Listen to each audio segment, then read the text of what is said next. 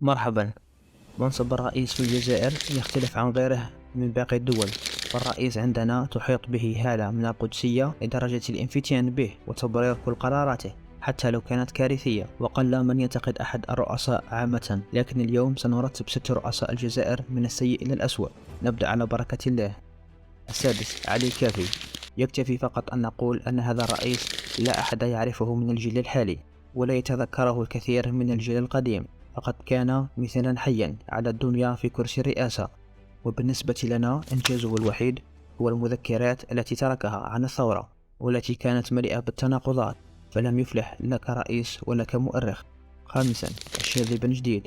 حكم الجزائر ل3 عهدات ولم يكمل الأخيرة. يمكن القول أن أول عهدتين كانتا هادئتين لحد ما، لكن آخر مدة تدهورت الأوضاع بشكل مرعب وفرشت الطريق نحو نفق مظلم يدعى العشرية السوداء.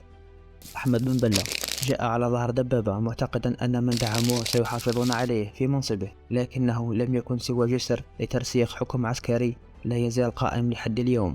بالرغم من فترة حكمه القصيرة إلا أن تبعاتها كانت كارثية على الشعب. ثالثا اليمين زروال.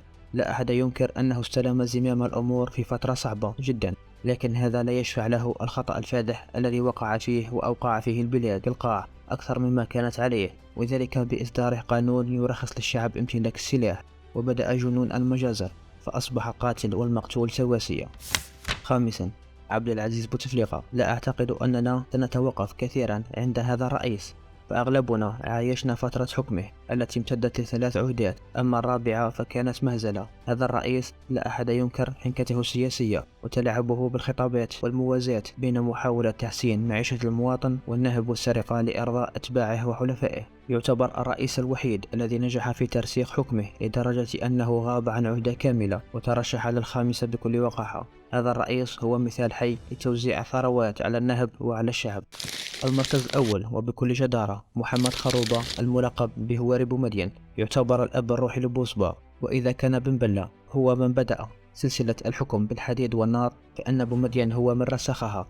سنوات عديدة من الحكم دون إنجازات تتناسب مع الهالة المحيطة به. أبرز إنجازاته هو القضاء على قادة الثورة الشرفاء أمثال كريم بالقاسم، محمد خيضر، محمد شعباني وغيرهم، وتهجير من فلتوا من قبضته أمثال حسين أيد أحمد، محمد بوضياف، ومفدي زكريا. وهذا الأخير الذي وصل الخلاف بينهم لدرجة أن بومدين قرر تغيير النشيد الوطني، والكل يعرف نهاية هذه القصة. في الأخير منصب الرئيس ما هو إلا خادم للشعب، وليس للتعالي عن الشعب وإذلاله أو محاولة خلق وصاية على الشعب وتحديد مصيره حسب مزاجه. نلتقي في الحلقة القادمة بإذن الله. إلى اللقاء.